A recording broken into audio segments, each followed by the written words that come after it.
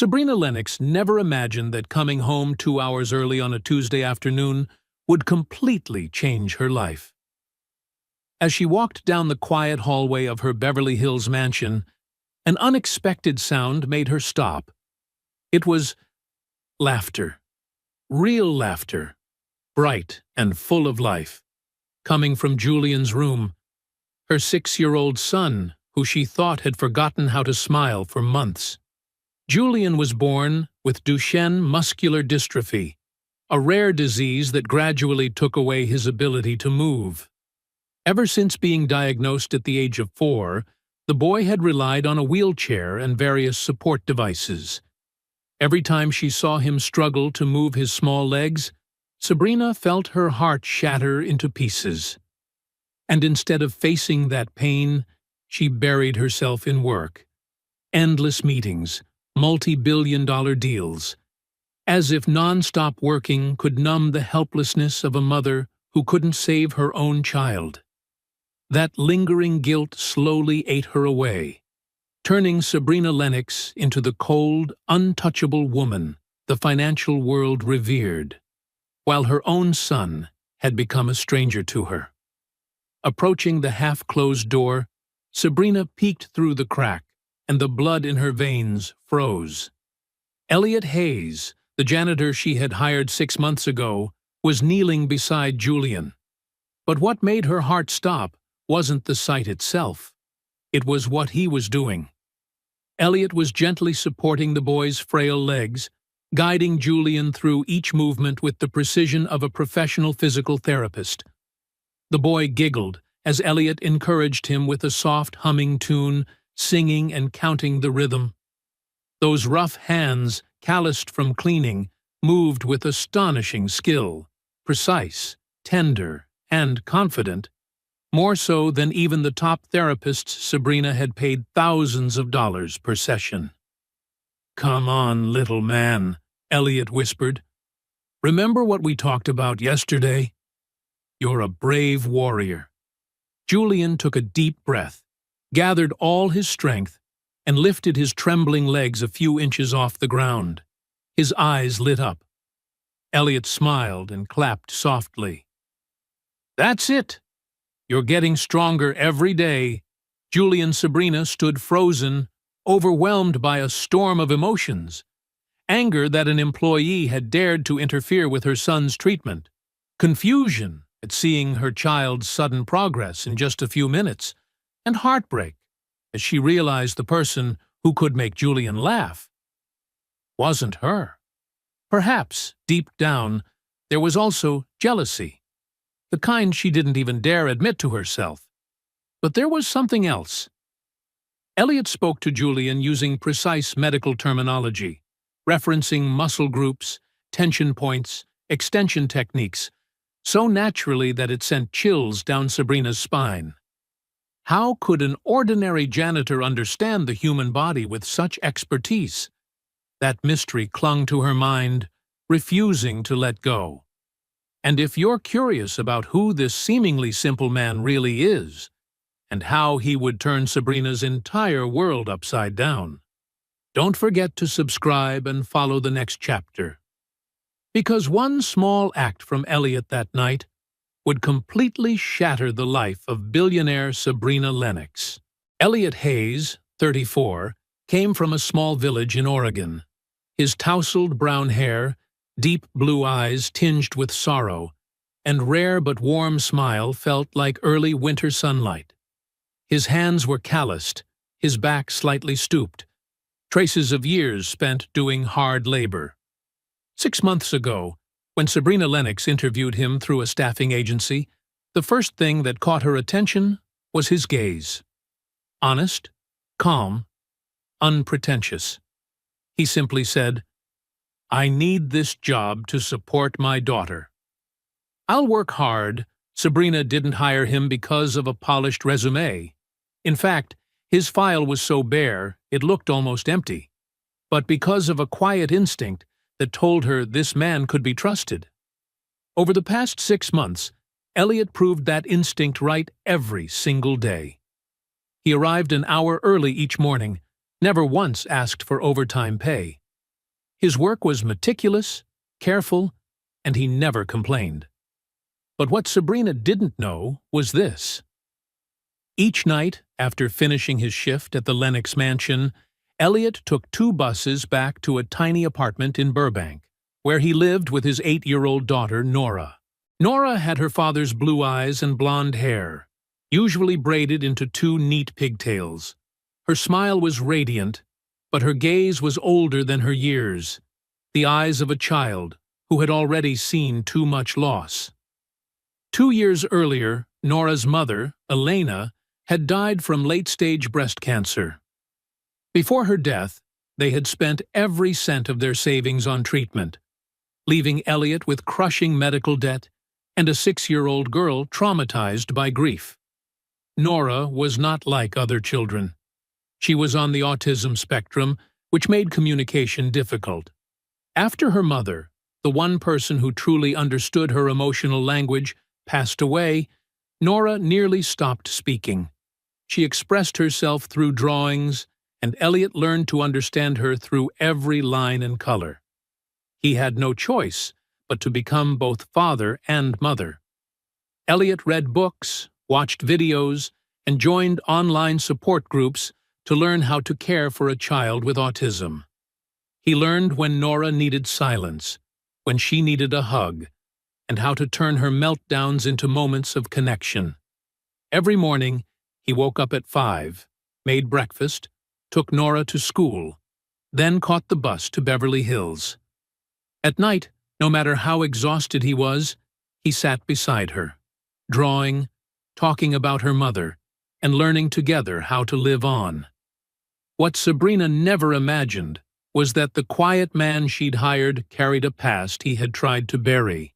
A past that might explain why he knew complex physical therapy techniques so well. Sabrina Lennox, 42, was the CEO of Lennox Innovations, a $2 billion tech conglomerate in Silicon Beach, Los Angeles. She had sleek black hair, cold gray eyes, and the poise of a woman who could control everything, except her own emotions. Born into a middle-class family in San Francisco, Sabrina had worked relentlessly to reach the top. But every success came with a price. Her marriage to renowned architect Landon Lennox crumbled after their son, Julian, was diagnosed with a severe genetic disease. Unable to bear the pressure and Sabrina's endless work hours, Landon left 2 years ago for New York.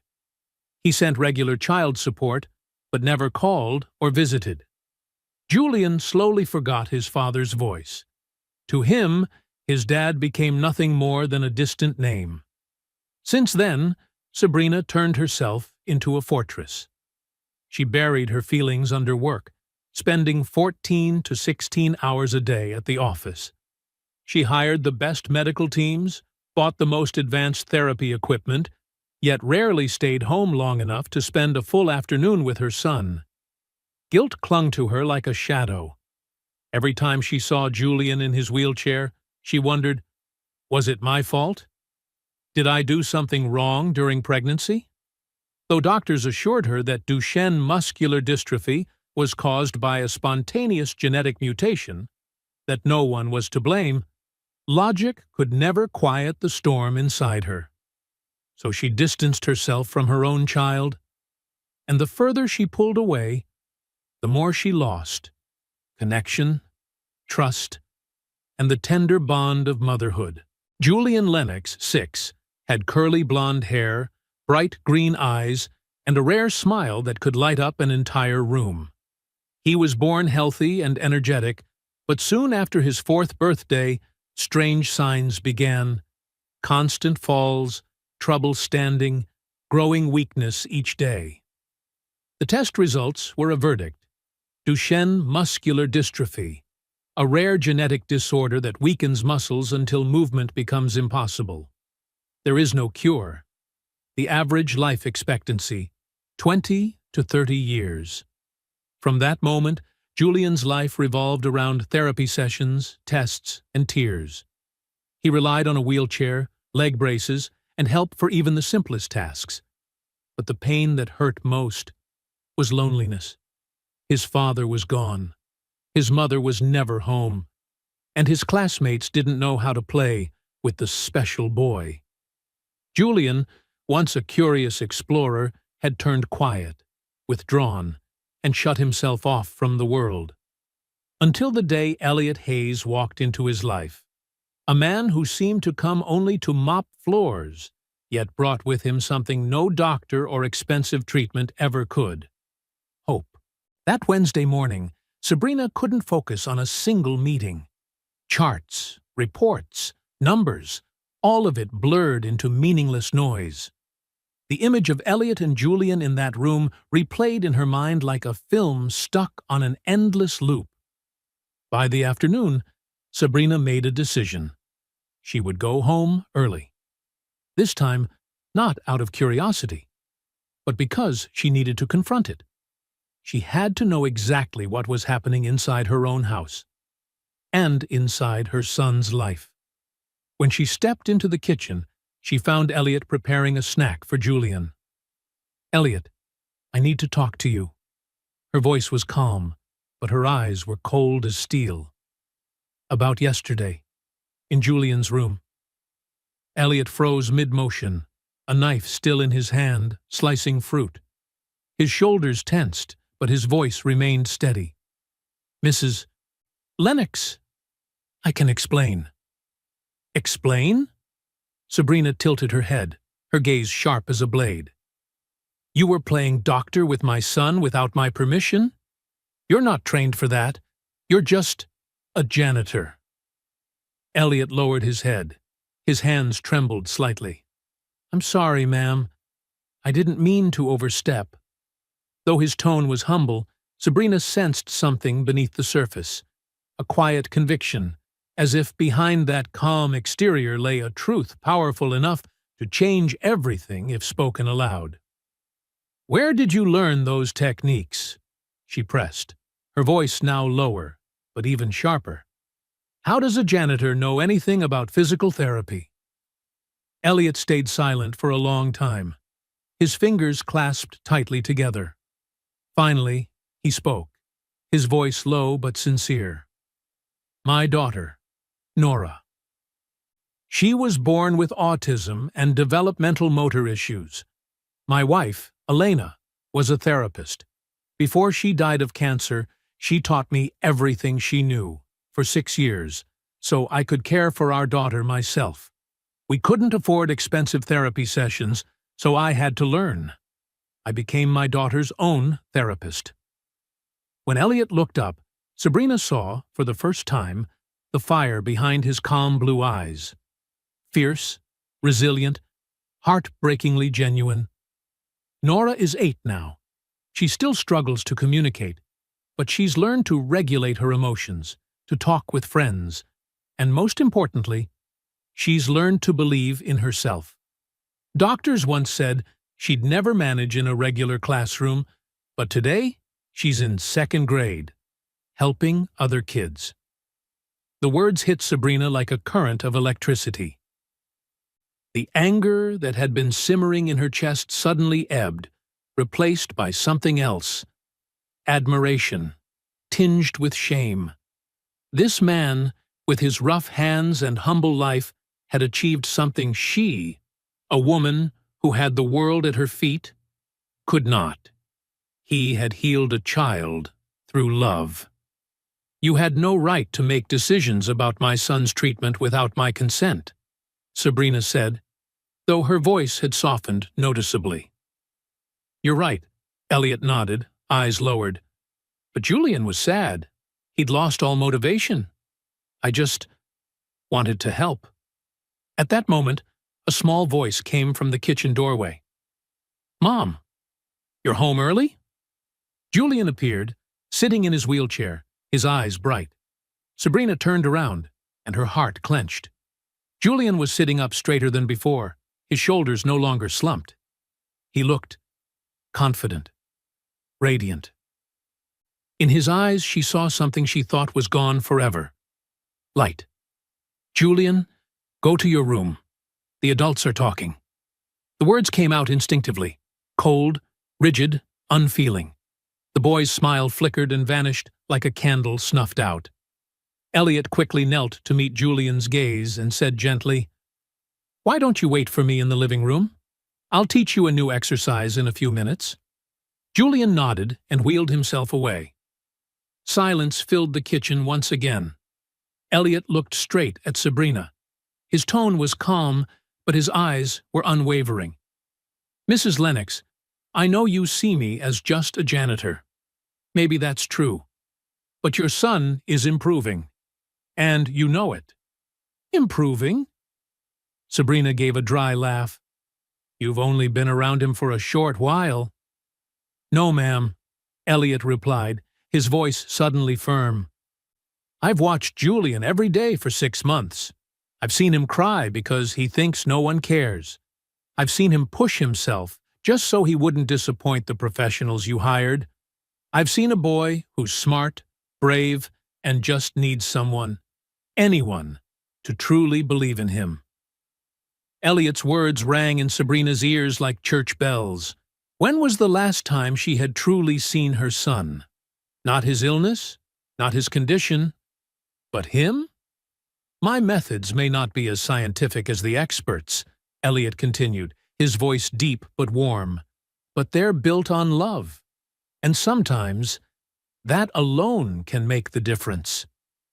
Sabrina stood frozen. Her emotions churned violently. Part of her wanted to reject everything he'd said. Her pride as a powerful woman refused to accept that a janitor could do what her elite medical team could not. But another part, the mother buried deep inside, couldn't deny the truth shining before her eyes. Julian really was changing. Still, one thought wouldn't leave her mind. How could Elliot pour so much time, so much energy into her son after working exhausting hours every day? What drove this man, someone who had already lost everything, to keep giving so much? That question would soon lead Sabrina to a discovery, one that would forever change the way she saw Elliot Hayes. In the days that followed, Sabrina Lennox began watching Elliot with different eyes. He was no longer just the quiet janitor moving through her house. He was an unknown, a mystery she couldn't stop thinking about. She needed to know who he really was. Sabrina quietly installed extra security cameras throughout the mansion. The official reason? To improve safety for Julian. The real reason? To observe Elliot's every move. What she saw in the recordings left her completely confused, though not in the way she had expected. The first thing she discovered was that Elliot arrived an hour early every morning, and never once asked for overtime pay. He stayed after hours just to help Julian practice small mobility exercises. On weekends, while everyone else rested, he came back voluntarily to continue their sessions at home. No one paid him to do any of it. Days later, Sabrina was stunned to find that Elliot had ingeniously transformed her son's room into a homemade therapy space. Pillows were arranged as balance obstacles. Old clothing elastic bands became resistance tools. Plastic bottles filled with sand turned into miniature dumbbells. Every ordinary household object in the multi-million-dollar mansion had been turned into makeshift rehabilitation equipment, used with care and precision. One afternoon, Sabrina found a thick notebook in Elliot's handwriting. Inside, he had documented every detail of Julian's progress. Which exercises worked best? The boy's emotional reactions to each session. Tiny milestones. Julian held his balance for 3 seconds. Julian lifted his left arm on his own 5 times. Each line brimmed with patience, compassion, and unwavering belief. It was more heartfelt and more human than any professional report Sabrina had ever seen. One afternoon, unable to resist her curiosity any longer, Sabrina decided to follow Elliot after work. She wanted to see how a man who gave so much of himself to her son lived when no one was watching. From afar, she saw Elliot leaving the gated community, taking 2 consecutive buses to a modest neighborhood in Burbank. He entered a small house with a neglected yard and peeling fence paint. About an hour later, he came out with a little blonde girl, around 8 years old. She walked a few steps behind him, not holding his hand, eyes fixed on the ground, shy and withdrawn. Sabrina recognized her immediately. Nora, the daughter he'd mentioned. They walked to a nearby park. Elliot spread out a small blanket on the grass and took out a box of colored pencils. Nora sat down and began to draw in silence. Elliot didn't say much. He simply sat beside her, occasionally commenting in a gentle voice, "That shade of blue is beautiful, Nora." "That's the sky, right?" Nora nodded slightly without replying. Half an hour passed. A little boy from the park ran over, curious about her drawing. Nora instantly shrank back, covering her sketch with both hands. Elliot placed a comforting hand on her shoulder and said softly, "Nora, the boy just wants to see your drawing. You can say no if you don't want to, but you can also try showing him if you're ready." Nora looked up at her father, hesitated, then slowly lowered her hands. The boy smiled. "It's beautiful." Then he ran off. Nora lifted her head, her eyes sparkling with pride. Elliot smiled and pulled her into a hug. "You did amazing, sweetheart. I'm so proud of you." From a distance, Sabrina stood frozen. This was no ordinary father. This was a man who understood every breath, every flicker of emotion in his child, who knew when to speak, when to stay silent, and how to nurture a soul that needed gentleness more than words. While Nora continued drawing, Sabrina approached. Elliot sat on a stone bench, eyes fixed tenderly on his daughter. When he noticed her, he startled and stood up quickly. "Mrs. Lennox? What? What are you doing here?" "I want to know why you care so much about Julian," Sabrina said bluntly. Elliot looked uneasy, clearly unsettled by being followed. I don't know what you want me to say." "The truth," Sabrina replied, her tone sharp as glass. "A regular janitor doesn't spend hours every day with his employer's son." "So what is it you want from me?" Elliot fell silent for a long moment.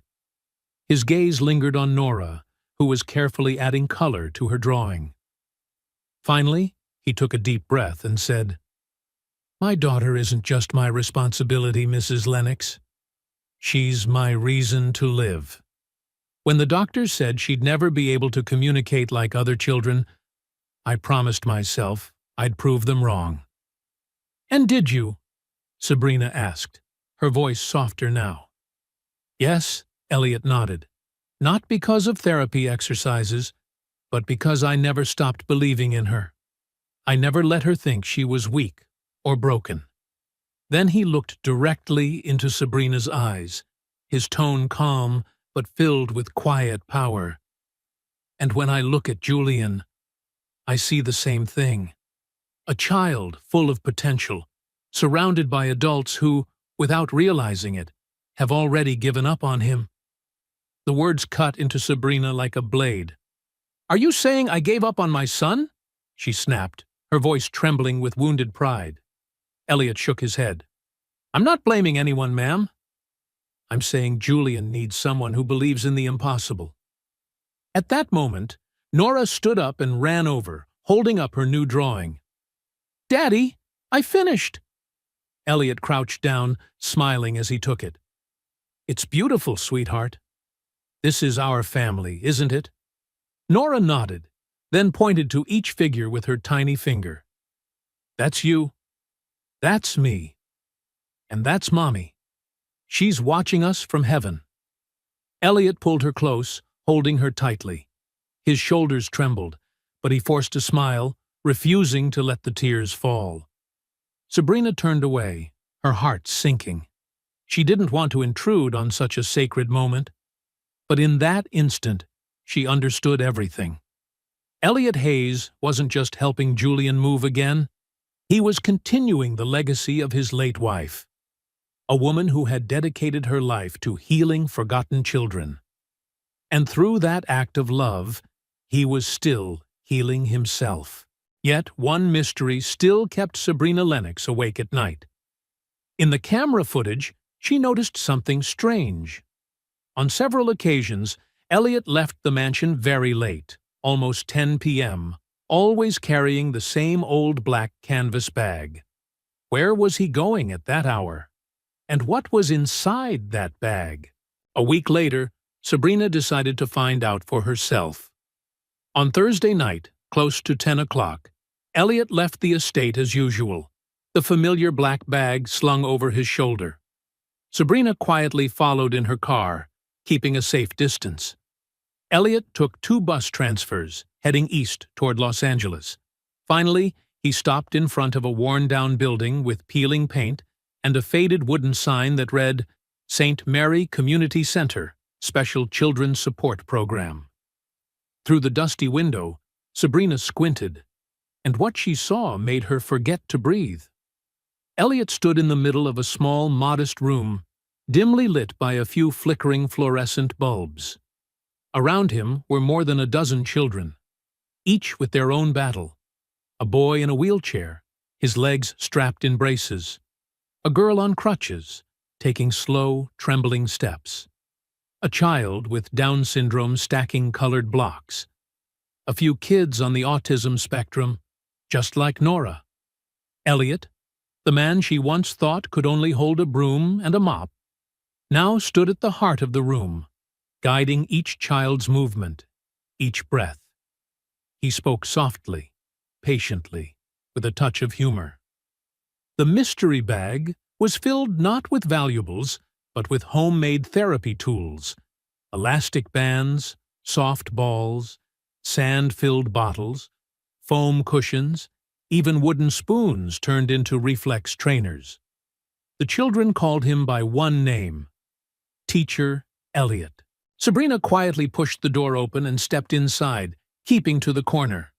No one noticed her. A little girl named Maria, about 7, was trying to walk with leg braces. Elliot knelt beside her, his voice full of encouragement. Come on, Maria. Let's try 5 steps today, okay? Just 5. Maria pressed her lips together and nodded. Step by trembling step. 1, 2, 3. By the 5th, she burst into laughter, her face shining like sunlight. Elliot clapped his hands, his smile radiant. That's wonderful, Maria. Next week, we'll try 7. In another corner, David, a 9-year-old with Down syndrome, was carefully sorting colored blocks. Elliot watched him closely. Red goes with red, remember? You've got this. Buddy David tried, failed, and tried again, until finally the blocks matched perfectly. He shouted with joy. Elliot laughed and gave him a high five. Nearby, an exhausted older woman wiped away tears. When Elliot passed by, she caught his hand. Teacher Elliot, thank you. For 6 months, Maria hasn't smiled since the accident. And tonight, she did. You gave me my daughter back. Elliot smiled gently, his voice catching. Maria's brave, Mrs. Rodriguez. She's the one healing herself. From the corner, Sabrina felt her chest tighten. The man before her wasn't just teaching these children to move. He was teaching them to believe they deserved to live fully. When the session ended, parents gradually led their children home. Elliot stayed behind, cleaning the space and packing his tools. When he turned around, he froze. Sabrina was standing in the doorway. Mrs. Lennox, I saw everything, she said calmly, stepping inside. Her eyes swept the room, the cracked wooden floor, the peeling walls, the chipped plastic chairs. Yet the air felt warm, full of purpose and care. You do this every night?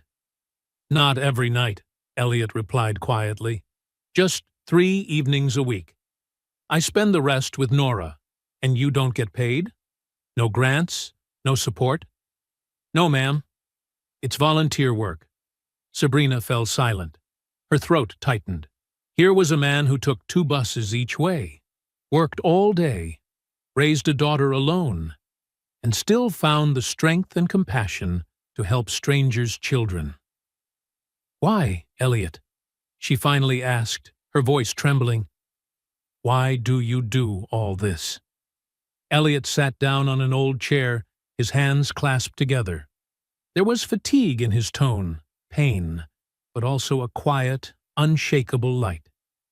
"Because when my wife, Elena, was alive, she devoted her life to children like these.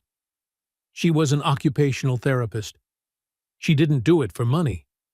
She did it because she believed every child deserves a chance." He looked up, his blue eyes glistening. "When she died, I promised myself I'd continue her work. I don't have her degrees or her clinic, but I have these hands and this heart. And sometimes that's enough." Sabrina stood frozen, unable to speak.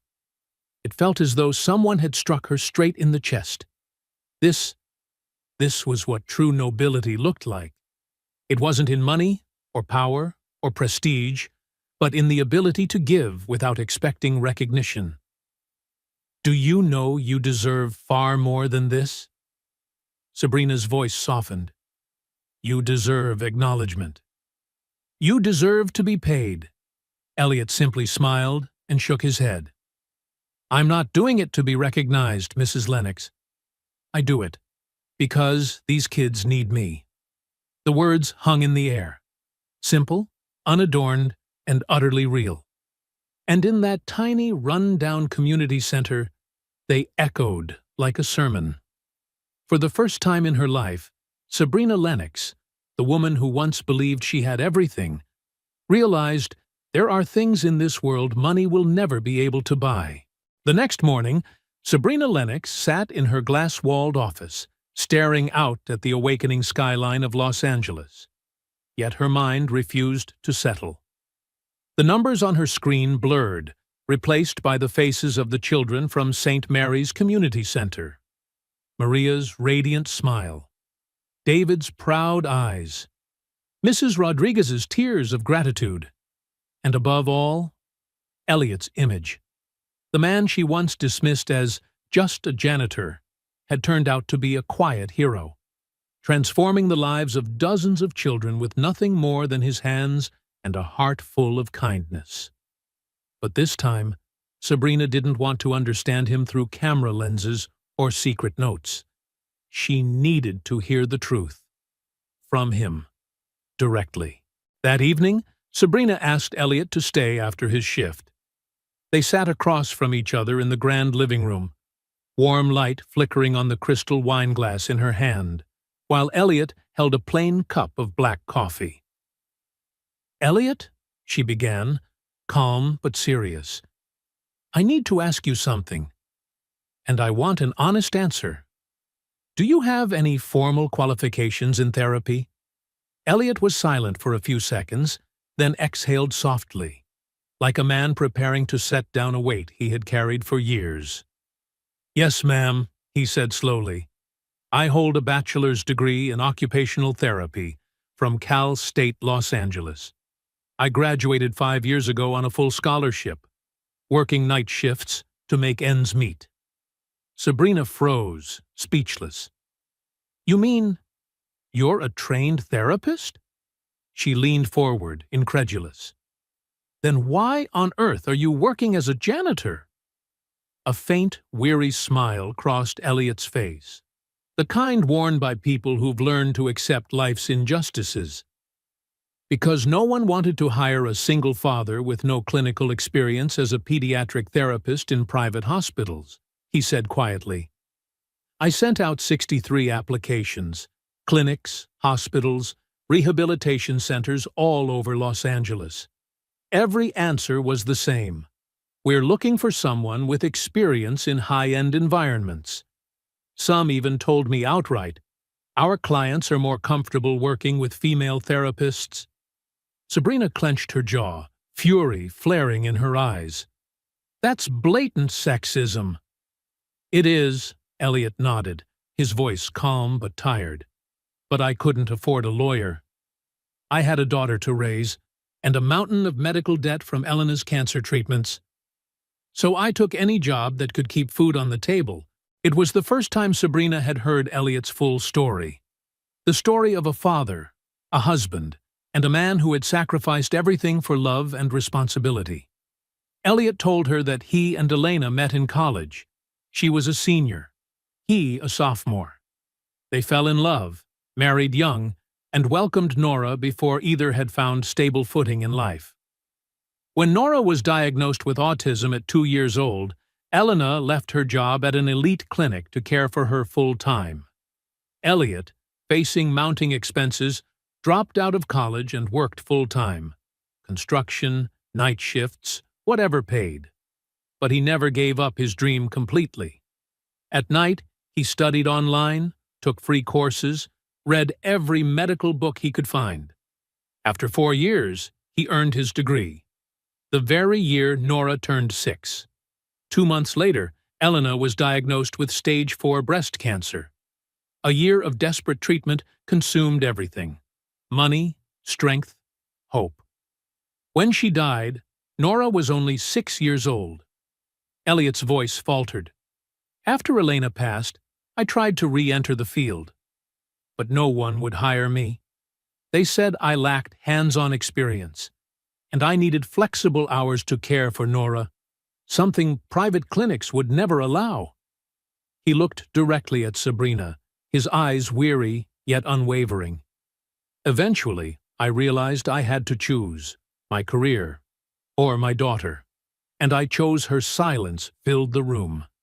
Heavy, almost sacred. For the first time, Sabrina saw him not through the eyes of an employer, measured by status, title, income, but as a man who had given up everything for love, compassion, and duty. "How did you find St. Mary's Community Center?" Sabrina asked softly. Elliot gave a modest smile. "I didn't find it," he said. "I built it." Sabrina blinked, taken aback. Elliot explained. A year earlier, he had returned to St. Mary's Church in East L.A., where he and Elena had once volunteered.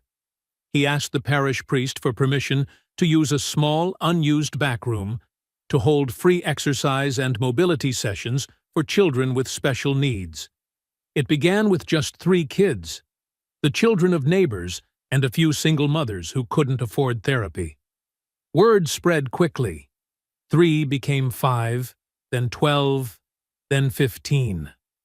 "Because I don't have an official therapy license, not enough clinical hours, I can't open a private practice," Elliot said. "But I can still teach movement and coordination exercises as a volunteer. It's the only legal loophole that lets me keep helping these kids." Sabrina nodded slowly, the puzzle pieces finally falling into place. "And when you met Julian?" "I saw Nora in him. And Elena," Elliot replied, his voice quiet. "A child who needed someone to believe in him. I know I should have asked for your permission first, but I was afraid you'd say no. And Julian needed help now, not after the paperwork."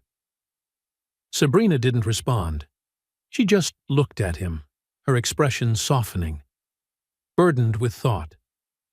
"So," she asked gently, "everything you've done for Julian was real therapy?" "Yes," Elliot said firmly. "Every technique I used is evidence-based. The only thing I added," he paused, smiling faintly, "is something many professionals forget." "And what's that?" Sabrina asked. "Love," he whispered. And in that moment, Sabrina Lennox, the woman who once believed money could solve anything, finally understood. Some miracles aren't bought. They're built, quietly, persistently, by hearts that refuse to stop caring. That night, Sabrina Lennox couldn't sleep. She lay still in the dark, the faint glow of the streetlights slipping through the curtains and painting pale streaks across the ceiling. Every word Elliot had spoken replayed in her mind. The story of Elena, of Nora, of the children at St. Mary's Community Center, and for the first time in years, she faced herself. For so long, Sabrina had lived by false values. She believed money, power, and status defined a person's worth. But Elliot, a janitor, had made her see that true greatness was found in the ability to give without expecting anything in return. The next morning, Sabrina woke with a decision that would alter both their lives forever. That morning, she called Elliot into her home office. The elegant room lined with books, bathed in warm light, overlooking the lush green garden. "Elliot, please, have a seat," she said, her tone calm but softer than usual. Elliot hesitated, sat down, his hands clasped tightly, a quiet tension in his eyes. "I've been thinking a lot about our conversation yesterday," Sabrina began, "and I realized I made a terrible mistake." Elliot swallowed hard, waiting. "My mistake," she said slowly, "wasn't hiring you. It was not seeing you, the real you, from the very beginning." She slid an envelope across the desk. "This is your new contract," Sabrina said. "I want you to become Julian's official private therapist. Your salary will be 6 times your current pay, full medical insurance for you and Nora, and flexible hours so you can still take care of your daughter." Elliot opened the envelope, his eyes trembling. "Mrs. Lennox, I don't know what to say." "Then let me finish," Sabrina smiled faintly. "I'm also funding a full renovation of the St. Mary's Community Center.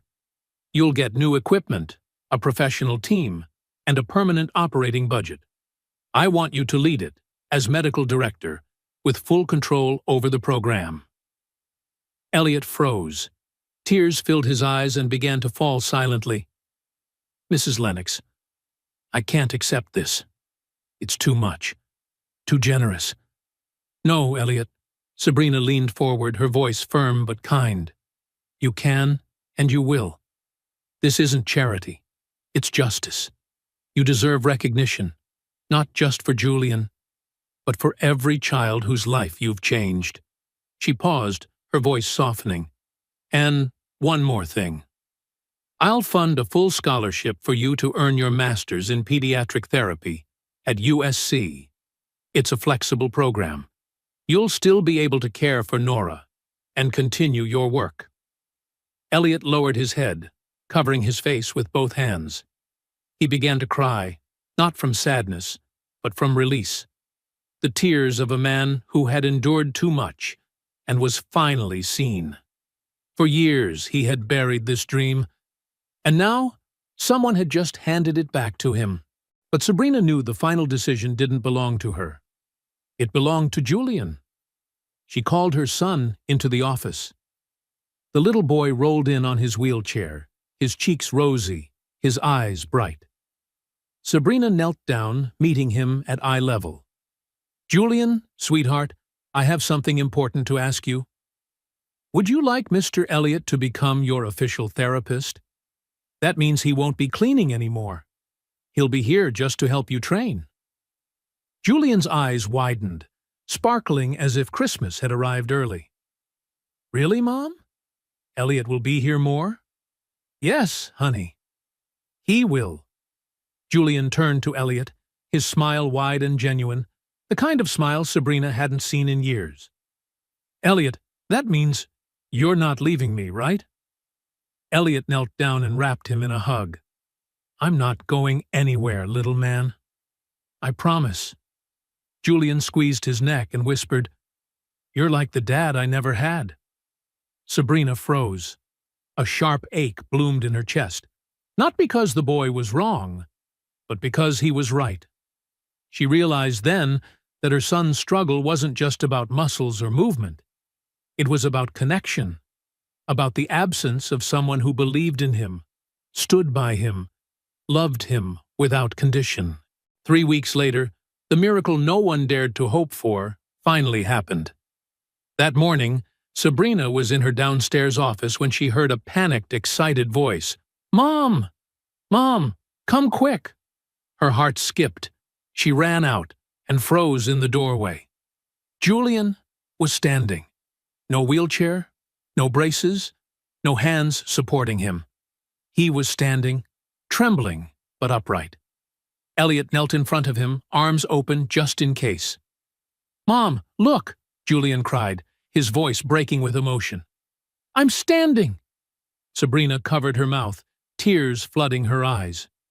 She took a slow step forward, afraid that even a breath might break the fragile magic of that moment. "You did it, Julian," she whispered, her voice trembling. "My brave boy." Julian took a deep breath, eyes bright with determination. "I'm going to walk now, Mom." Elliot says, "I'm ready." "Slowly, little man," Elliot said softly. "Remember what I taught you. Small steps, deep breaths, trust your legs." Julian nodded. 1, 2, 3. He lifted his right foot, moved it forward a few inches, then the left. The whole room held its breath. 3 steps. He took 3 full steps before his legs gave way, and he began to fall. But Elliot caught him in time. Julian clung to him, breathing hard, eyes shining. "I did it!" 3 steps, Elliot. "I did it." Elliot's voice broke as he smiled through tears. "I'm proud of you, Julian." So proud. Sabrina dropped to her knees, wrapping them both in her arms, sobbing openly. "My son, you're incredible." For the first time in years, hope filled her heart. Not the sterile kind doctors spoke of, but real hope. The kind born from faith, love, and resilience. And she knew, without a doubt, that the miracle standing before her wasn't the work of money, machines, or medicine. It was born from one ordinary man, a man whose hands could clean a floor or lift a child, and whose heart had never stopped believing in healing through love. Every beautiful story must pass through its own storm. 1 month after Elliot Hayes officially became Julian's therapist, challenges began to strike. Relentless, fierce, and without warning. During Julian's routine follow-up, Dr. Richard Preston, the top pediatric neurologist who had overseen Julian's case since the beginning, examined the latest results with a furrowed brow. "Mrs. Lennox," he said slowly, "I'm seeing some unusual improvements in Julian." "What do you mean?" Sabrina asked, her heart pounding. "Duchenne muscular dystrophy is a progressive disease," he replied. "In theory, the muscles weaken over time. They don't get stronger." "It could be because of the intensive therapy," Sabrina said quickly, clinging to hope. Dr. Preston nodded faintly, but his gaze sharpened. "Or, the initial diagnosis was wrong. I want to reevaluate everything." Sabrina froze. If the diagnosis had been wrong, then were all of Elliot's efforts in vain?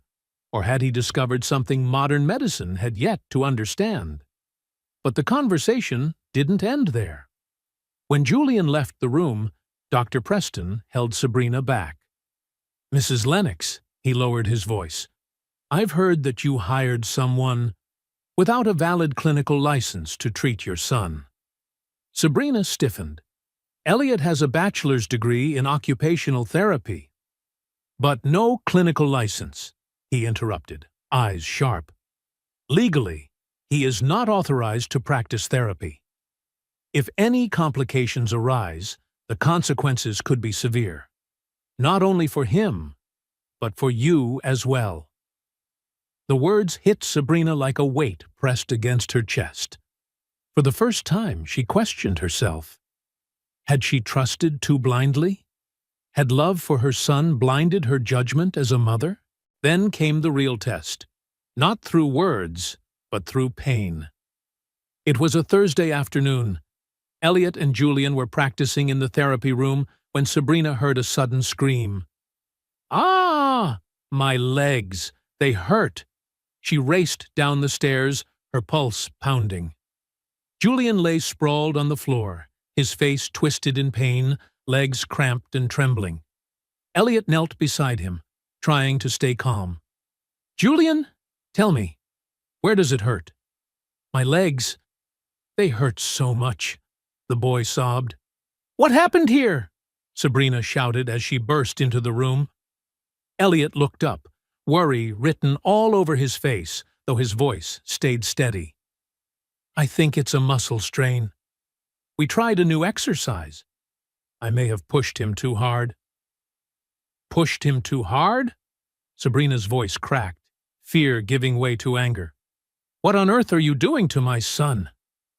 "I'm sorry," Elliot said softly, guilt in his eyes. "I misjudged his strength today." Sabrina called for an ambulance. While waiting, she stood silently in the corner, not saying a word, not looking at him. Just hours ago, the distance between them had felt like trust. Now, it was a chasm colder than fear itself. At the hospital, the diagnosis was clear: severe muscle strain in both legs. Julian would need complete rest for at least 2 weeks. Dr. Preston visited later, his face cold and stern. "This is exactly what I warned you about, Mrs. Lennox," he said, his tone edged with reproach. "Unsupervised therapy can cause more harm than good." Sabrina sat beside Julian's hospital bed, holding his small, sleeping hand. Guilt ate away at her like rust. Had she been wrong? Had her trust led her son into pain? That evening, Elliot came to the hospital, holding a small bouquet and a paper crane that Nora had folded for Julian. But as he reached the door, Sabrina was already standing there, composed, silent, unmovable. "I think you should go home," she said quietly, but firmly. "Mrs. Lennox, please, let me explain." "Explain what?" She cut him off, her voice trembling but sharp. "That you hurt my son? That I was foolish enough to trust you?" Elliot's eyes darkened with pain. "I would never hurt Julian," he whispered. "That boy means—" "You're not my son's doctor, Elliot," Sabrina interrupted, her voice low, shaking. "Maybe I forgot that." The words fell between them like a blade, cutting through the fragile bond they had built. Elliot stood still for a long moment, then nodded slowly. He didn't argue. He didn't defend himself.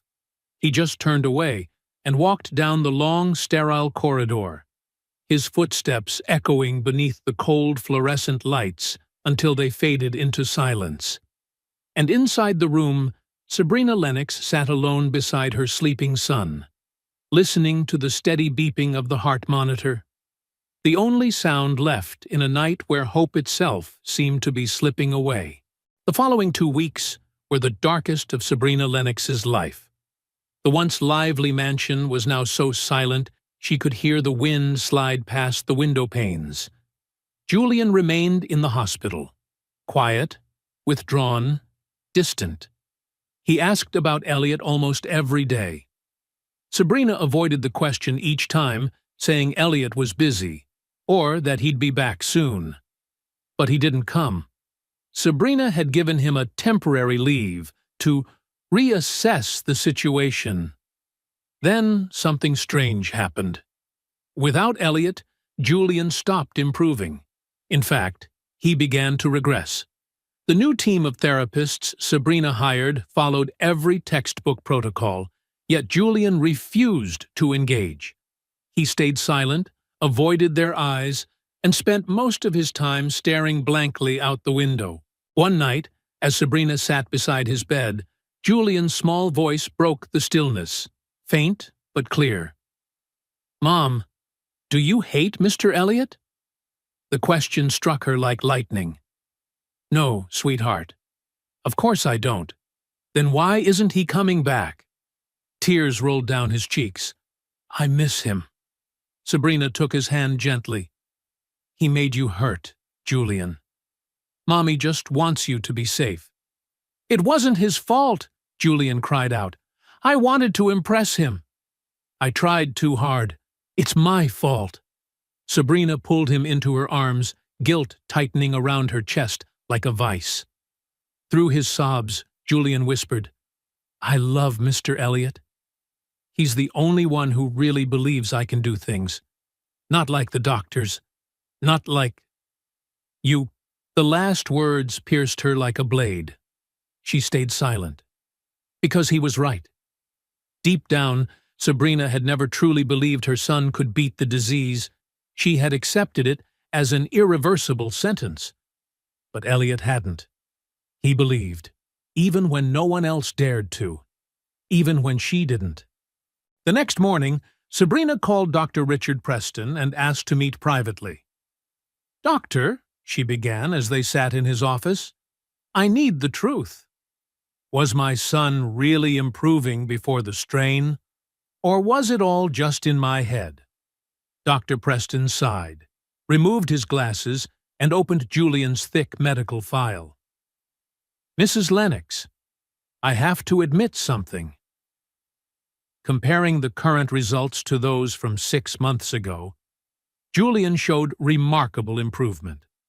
Muscle strength increased by nearly 40%. Motor coordination by over 50%. I've never seen such numbers in a Duchenne patient. Sabrina's eyes widened. Then, Elliot was right? Dr. Preston nodded slightly, his tone softer now. He did something. That much is certain. I can't explain it medically. Perhaps a combination of physical therapy and psychological influence. Julian believed in Mr. Hayes, and sometimes belief itself creates real, measurable change. He paused before continuing. As for the muscle strain, honestly, that can happen in any intensive rehabilitation program, even under my supervision. According to the records, Mr. Hayes handled it properly. He stopped immediately, assessed the situation, and called for help. There were no professional mistakes. Sabrina felt as if a massive weight had been lifted off her shoulders. Then, Doctor, what should I do now? Dr. Preston smiled faintly. Bring him back. But this time, do it the right way. I'll work with Mr. Hayes. As a team. I'll bring the medical foundation, and he'll bring what we doctors often forget. Love and faith. That afternoon, Sabrina drove to Burbank, where Elliot lived. It was the first time she had truly stepped into his world. A modest apartment, 1 bedroom, a small living area that doubled as a kitchen, and a narrow bathroom. Not luxurious, but tidy and peaceful. On the walls hung dozens of Nora's drawings, bright suns, sunflowers, and one picture of a smiling boy in a wheelchair between 2 people. When Elliot opened the door, he froze. Mrs. Lennox? May I come in? He nodded and stepped aside. Nora sat on the floor, coloring quietly. She looked up, curious but silent. Hello, Nora, Sabrina said gently. Your drawings are beautiful. The little girl glanced at her father, waiting for his cue. Elliot gave a small nod. Nora hesitated, then picked up her newest drawing and handed it to Sabrina. It showed 3 figures, a man, a blonde girl, and a boy in a wheelchair, all smiling beneath a blue sky. That's Julian, Nora said softly, her first words to Sabrina. You know Julian? Dad told me, she said, a small smile appearing.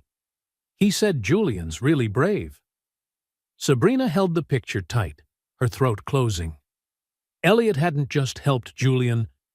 He had taught his daughter compassion, empathy, and the courage to see good in others. After Nora went to bed, Sabrina and Elliot sat across from each other on the old sofa. The room was quiet except for the steady ticking of a wall clock. Elliot, Sabrina began, her voice trembling, I came here to apologize. I treated you unfairly. I blamed you for my own fear. Elliot shook his head gently. You don't owe me an apology. I was responsible for Julian's injury. Intentional or not, it was my fault. No, Sabrina said firmly, her voice cracking. "Julian pushed himself too hard. He wanted to impress you. And honestly, Dr. Preston said the strain was a normal part of recovery." Elliot's eyes widened slightly. "Dr. Preston said that?" "He did," she nodded. "And he wants you to come back, officially this time. You'll work with the medical team, side by side. No more being treated like an outsider." For a moment, Elliot's eyes glimmered, a fragile mix of hope and disbelief. Then he looked down, his voice quieter. "After everything that happened, after what people said about me, why would you still want me back?" Sabrina didn't answer right away. She reached across the space between them, gently holding his hand. "Because my son loves you.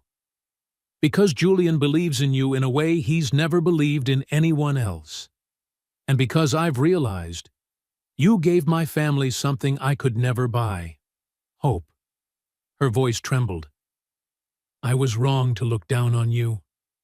Wrong to let the world decide what was right. And most of all, wrong not to believe in the very thing my son believed in." Elliot sat in silence for a long time.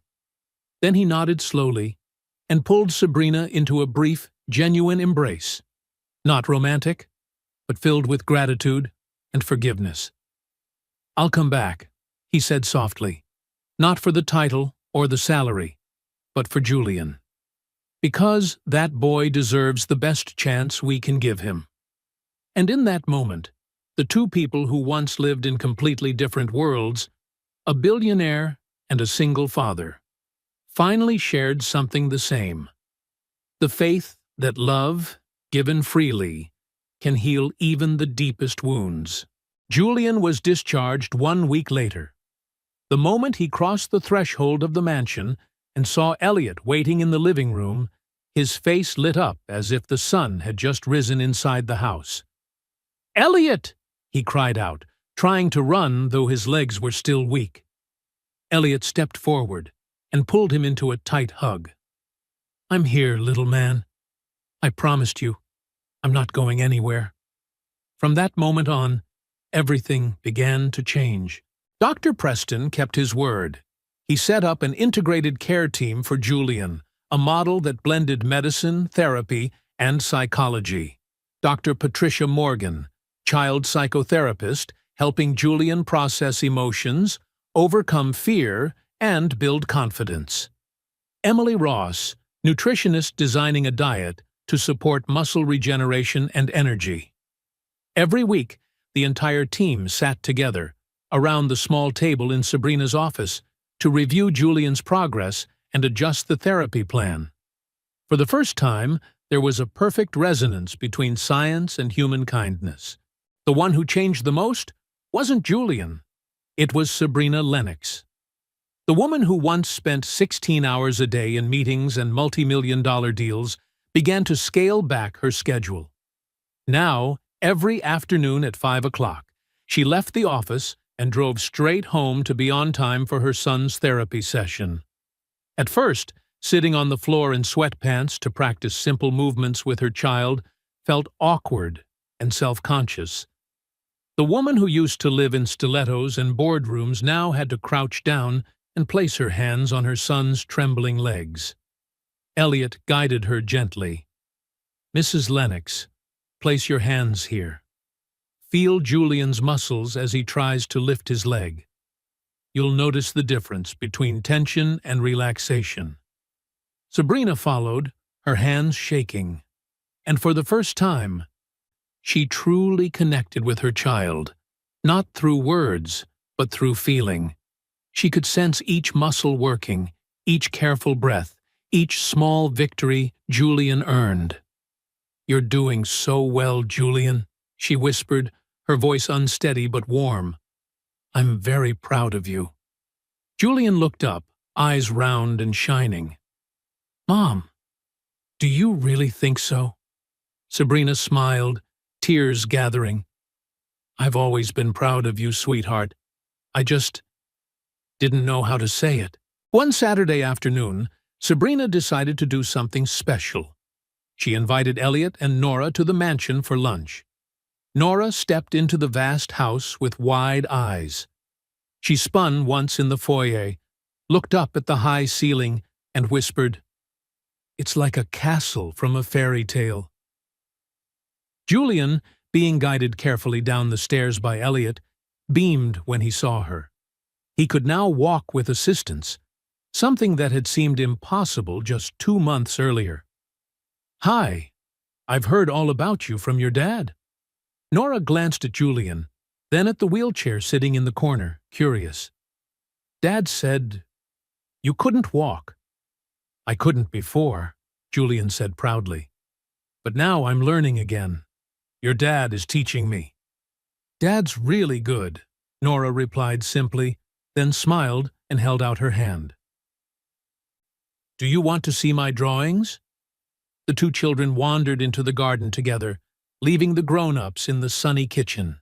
Sabrina and Elliot prepared lunch side by side. A simple, unfamiliar scene. Mrs. Lennox, who once directed hundreds of employees, now carefully chopped vegetables, while Elliot stirred tomato sauce for pasta. "It's been a long time since I've held a kitchen knife," Sabrina chuckled softly. "That's okay," Elliot smiled. "I get the feeling you're good at anything you set your mind to, even cooking." "You do know how to encourage people," she replied, gentler than she'd ever been. They chatted easily, about work, about Nora, about the children at St. Mary's. Sabrina spoke suddenly, eyes drifting to the garden where the kids sat drawing. "Thank you for coming. And thank you for bringing Nora. Julian needs a friend." "Nora needs that too," Elliot said warmly. "She doesn't have many at school." "The other kids don't always understand her." "Julian is the same," Sabrina sighed. "Maybe the two of them can help each other." They fell quiet, watching through the window.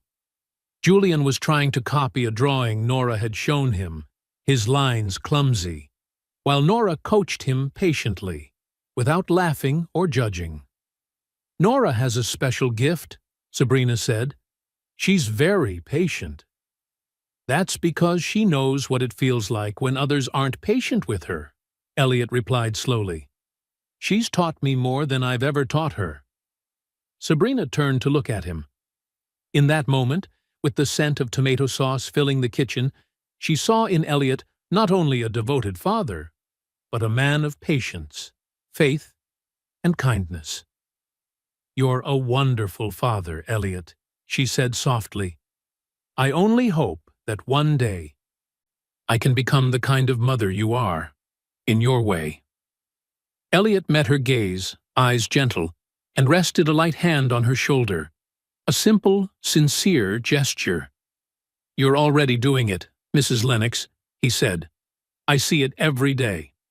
Their eyes held, quiet, understanding.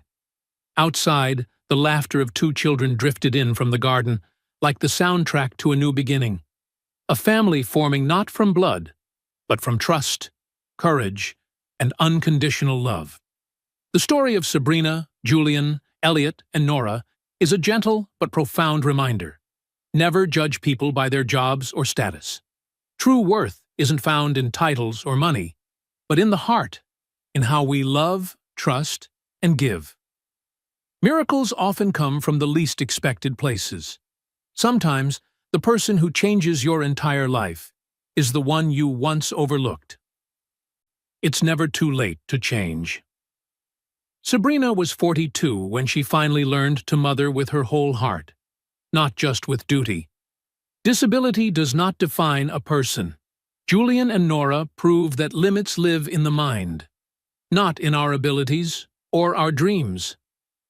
Love is the strongest medicine. No technology or wealth can replace genuine care and true compassion.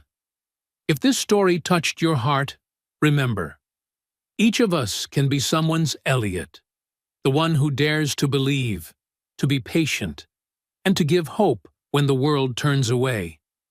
And perhaps, one day, we may also be a Sabrina, someone who learns to look deeper, beyond the surface, and recognize the true value of a human being. Never stop believing in the power of kindness. Never stop believing that people can change. And above all, never stop loving. If you believe in the power of kind stories, please subscribe, turn on the notification bell, and share this video with someone you love, because, who knows, you might be the miracle in someone else's story.